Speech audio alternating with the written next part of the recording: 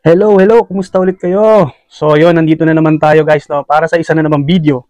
So, yun, sa mga nagtatanong kung kumusta na ba yung mata ko, okay na yung mata ko. Ayan, so isa yun sa dahilan kung bakit ina-out ko na yung mga malalaki nating gagamba, yung mga makakate, yung mga new worlds natin. So, yun yung pinag-iingatan ko dahil kung hindi ako nadadali sa mga ganon, ay minsan para akong inuubo, hinihika. Siguro dahil sa mga urticating hairs, so parang may allergy tayo sa ganon. And ayun, based dun sa last na vlog natin, Harpactira capreriana, hindi successful yung ating pairing doon. So, kinukondisyon ko ulit yung female and yung male natin, no, para hindi madala yung male. And yung female natin is, binubomba-bomba ko ng konti sa pagkain para sa susunod na mating nila or pairing nila is okay na. So, ngayon, 40 days video guys, magpapakain pala tayo. Meron ako dito mga ilang juveniles and slings na mga gagamba. So, gusto kong pakainin sila dahil hindi ko pa yata sila napakain. So, yun lang guys, no? Meron ako dito ang kinuha. So, ito, inisa-isa ko pa. Actually, ito, nabili ko to as colony. Yan, no? Colony siya. Kaya lang, parang medyo na-dry na yung ano niya. Medyo bumaba na yung substrate. And, etong mga uod na to, itong mga worms, ay gumawa siya ng mga parang cocoon or parang pupa na sila guys, no? So, binuksan ko sila isa-isa para magamit natin ngayon sila sa pagpipiding natin. So, eto na nga guys, no? Parang ito yung mga silk caterpillar yata to, or silk worm kung tawagin. Gumagawa sila ng mga silk. So, doon sila nakabalot kanina. Binuksan ko isa-isa. So, eto guys, pakakainin natin itong ating mga juveniles dito, slings. Ilang piraso lang, konti lang to. So, mabilisan lang tong video na to. So, ayun, simulan na natin to guys, no? At baka simulan pa ng iba. Let's go!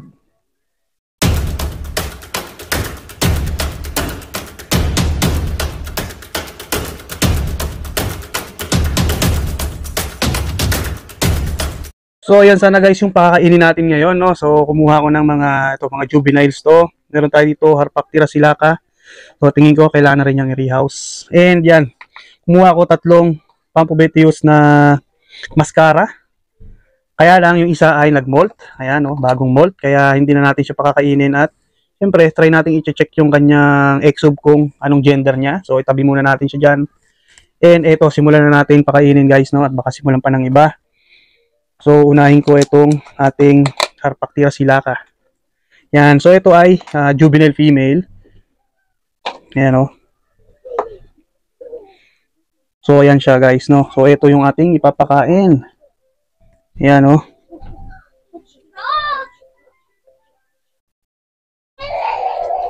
So, pasensya na kayo, guys, no? Naglalaro yung mga anak ko. Nandun sa baba. Kaya kung naririnig nyo sila at maingay, pasensya na. So, ayan, o. So, to make down na siya guys. So, bigyan pa natin ng isa. At, bitin siya dyan kasi medyo maliit yung mga worms natin. So, bali ito, dalawa. Lalaki yung isa. Ang problema ko is, na-deads din. Na-deads din yung ating male na Harpactira silica. So, ayun. So, next natin, Pampobetius SP mascara. So, itong gantong kalaki ko ay unsex pa yan guys, no? Kasi laging nasisira nila yung mga exub nila. So, ayan, o. Yun. Isa pa. Yun, o. Ganda, no? Yan. So, yan yung palatandaan guys pag mga Pampobetius. Yung mga patterns na yan, like parang Christmas tree patterns. Yan. Pero merong mga Pampobetius like mga Pampobetius ultramurinus, yan, yung mga nigricolor na penis yata yun. Ano yan? Mga walang patterns yan, yung mga Columbia. Okay. So, hindi lahat ng Pampobetius may pattern na Christmas tree like this. So, next natin guys, juvenile female. So, ayan o, grabe. Nangangat-ngat pala guys na ito yung ating takip. So, kailangan na rin natin itong palitan o kaya i-rehouse. Yan.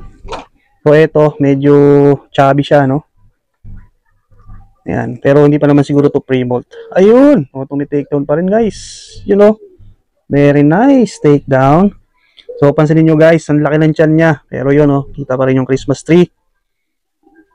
Yan. So yung isa, ayan oh.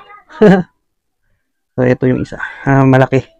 Mas malaki yung abdomen niya. Busog siya guys. Oh, so next natin guys ay Salmopoeus victori. So short female na siya.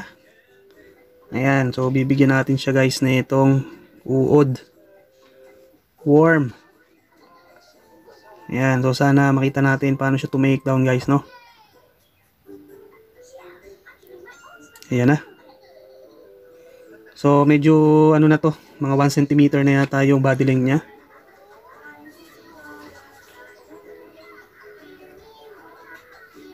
So ayun siya eh. Doon sa loob, ayun oh, yun oh. Yun.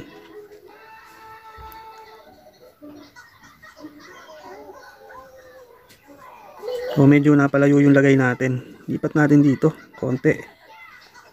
Yan, para makakita naman tayo na magandang takedown dito guys, no. So bale, dalawa tong nadagdag natin na Salmopoeus victori. So yung isa ay unsex pa. So ito pa lang yung nagmold sa atin na na-check ko yung ano niya. Na-check ko yung gender niya. Yan. So yun, ang tagal guys, no, nakakangalay. Ayan na guys, no. Yan na, nararamdaman na yata. Ayun, hinila siya guys sa ilalim. Hinila oh. So hindi makita masyado. So ayun siya. Hinila niya dun sa ilalim, sa may ano niya, sa may tunnel niya. Meron siyang ginawa doon na parang ano eh. Ayun, ayun pala oh. Kasi guys, nag-ano siya, nagagawa siya ng mga tunnel doon. Ayan. So yun, pakainin natin yung isa guys. So ayan. So ito yung next natin, Salmopoeus victori din. So, hindi ko alam kung pre-molt ba siya or kakain ba siya. So subukan natin ano. Ayan. So yun. Sana puntahan niya guys. Ayun, ayan na. Naramdaman niya na. Yun. Yun. Nice.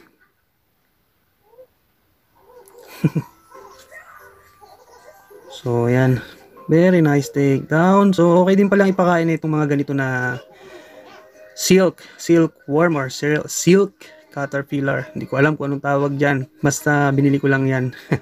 Pag napabayaan mo pala siya guys, sa lalagyan, gumagawa siya ng mga silk. And parang yan, parang nagiging cocoon. Yan, yung isa nga dito, naging ano eh. Naging parang pupa. Or pupa talaga, yata. Ayan oh. Ayan. So, ito siya. So, parang magiging paru-paro siya guys. Or maliit na ano, gumagalaw pa nga yan oh. Oh.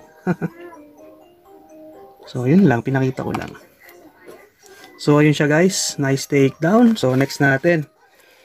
Meron ditong ano eh. Dalawang Avicularia variegata. So, ito guys ay kakamult lang. Ayan. So, chinik ko yung mga exob nila. Ang problema, mga sira naman yung mga exob yan nila. So, ayan na yung ating Avicularia variegata.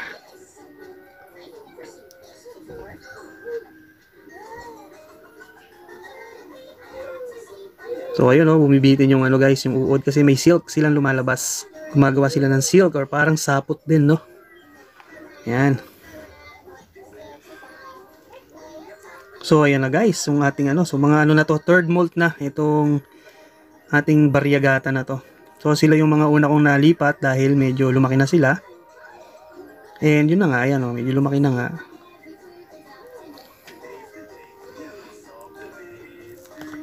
So, kakain kaya to? Yun! Wow! Kita nyo naman guys, oh. Sakmal, suka yung uod natin, oh. Sumuka yung uod. Very nice. So, sana yung isa kumain din.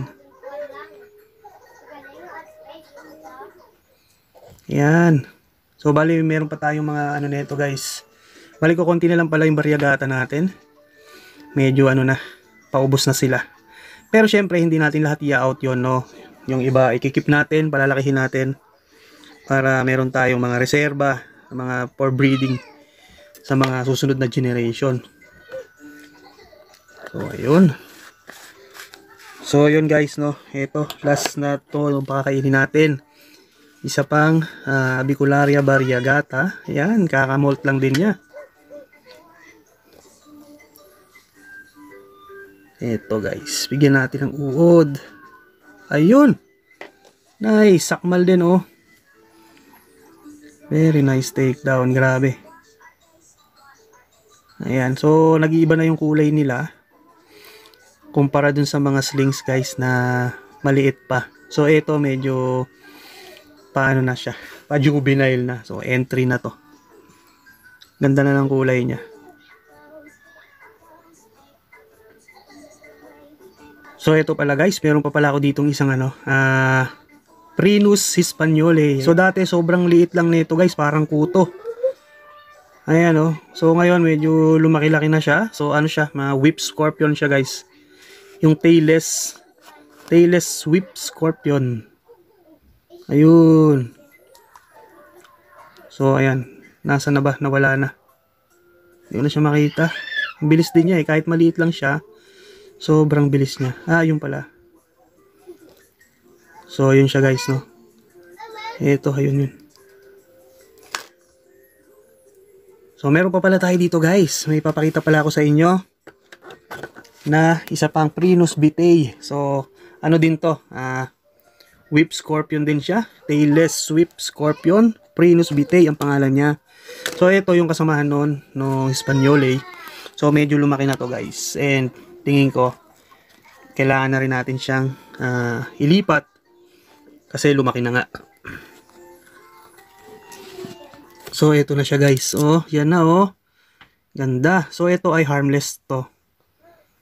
Yan. So sarap din i-keep siya. And gusto ko nga siyang ilipat. So siguro one of these days guys, no, samahan nyo akong mag-rehouse nito. Ililipat natin siya sa isang mas maganda at komportabling komportabling enclosure para sa kanya, no. So humaba na dati guys. Kung natatandaan nyo, hanapin nyo dun sa dito sa video na to pala guys, ilalagay ko sa description kung ano yung niya, yung link ng video nito. Yan, lalagay ko sa natin. Para makita nyo, unboxing yun eh, natatandaan ko. So galing to dun sa kaibigan natin na breeder ng mga scorpions. Yan. So lumaki na, ang laki na ng inilaki na ito. So yun, try ko lagay sa sa description yung link. Para sa mga hindi nakapanood, so makita nyo yun guys, no.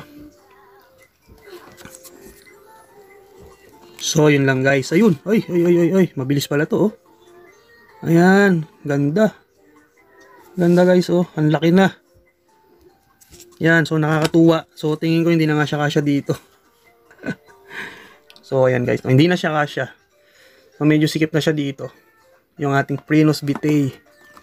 So medyo malakas din tong kumain. Yan, so harmless naman to. Kaya guys yan oh, kakamayin na lang natin na ganyan. Yung para bumalik siya dun sa kanyang lalagyan. So ayun, abangan nyo guys, i-rehouse natin to one of these days. So yun, nakaschedule na yan and kasama na sa ating listahan ng mga i-rehouse. Okay? So ito guys, yung last na pakakainin natin sa araw na to. So ito guys, yung ating isang tawag dito, sa nating juvenile na African, tawag dito Idiotelemira guys, no. So ito, yan. Trapdoor niya yan guys. So kung makikita nyo, hindi masyadong halata, no. Kung makikita nyo, ito, yung part na yan is medyo may sapot-sapot. So nabubuksan yan. So try natin guys, no. Palalabasin natin or tingnan natin. Tingnan natin kung kakain siya at makikita natin yung kanyang trapdoor. Yan, so doon natin lagay sa medyo malapit at dikit sa kanyang trapdoor. O siguro, ayun oh, ayan na. Yan, ayan na guys, napakaganda oh. Kulay blue yung mga dulo ng daliri. Nice. Look at that beautiful legs. Ang ganda. So meron tayong mga ilang piraso niyan guys, no. So nung nakaraan nag-rehouse ako ng ilan ba? 8 piraso yata. And ngayon meron tayong 3 yata na ganito kalalaki. Mga juvenile. And meron na yata tayong isang short female. So, ba't di niya kinuha? Hindi niya kinuha, guys. Ayan na. So, mas active siya kapag ramdam na ramdam niya siguro dun sa pinaka-trapdoor niya. Ayun. Ang ganda, oh. Wow. Sobrang ganda, guys. And yan. Sobrang minsan at napakadalang ko to na makita. Ngayon lang ulit. Oh, ayun. Yun, oh. So, teka. Pakainin na lang din natin, guys, yung dalawa pa na kasamahan nito. So, ito pa, guys. Yung isa pa. Yung palang unang pinakain natin na Mira ay female. So, etong isang to ay female din. So, dalawa na pala yung sure female natin. And isang Idiotelemira ay hindi pa sure, guys, no? So, tingin ko ito yung kanyang trapdoor. Kaya dyan natin ilalagay, guys, yung ating pain or bait natin, no? Para makita natin siya. Ayun na, lumalabas na siya, guys. Nakita kong gumalaw na yung kanyang trapdoor. Yun, no? Ayun! Wow, huling-huli, no? Caught in the act. So, ang ganda ng kamay. Ay, ang ganda ng paa, guys, no? Kita nyo yun? Nagbo-blue yung mga fingers niya. So, next natin yung isa. Tingnan natin kung kakain din. Dahil nag-i-enjoy ako dito sa mga trapdoor na to. So, yun guys. Ito na yung last na pakakainin natin for today's video. So, ito yung ating last na Idiotelemira. So, unsex pa siya. And dito guys, dito sa part na to, yung kanyang tawag dito, trapdoor. So, tingnan natin kung nasaan siya. Palalabasin natin. And sana makita natin siya, guys, no? Patong ko sa ibabaw. Ayan, kung nasaan yung kanyang trapdoor, guys. Kita natin yan, magbubukas yan. Ayan na, ayun. Kita nyo, umangat. Ayan. So, sana lumabas siya at kunin niya yung bait natin. Ayan na, ayun, nakita ko na yung paa niya. Wow, sobrang ganda, no? So, fresh ng kulay nila, guys. Sobrang ganda, kaso sobrang bilis nito. Hindi natin nakita yung kabuuan. Pero yun lang muna, guys, no? Sana nag-enjoy din kayo. Kasi ako nag-enjoy ako sa pagpapakain nitong mga Idiotelemira natin. And syempre, pati yung mga iba natin nagagamba. So yun lang, guys. Sana nagustuhan nyo. Sana patuloy nyo akong suportahan, guys. Sa mga hindi pa nakakapag-subscribe, syempre, subscribe na kayo. At baka mag-subscribe pa yung iba. Sana nga mag-subscribe din yung iba. So yun lang. Maraming salamat. God bless you all and ingat kayong lahat. Bye-bye.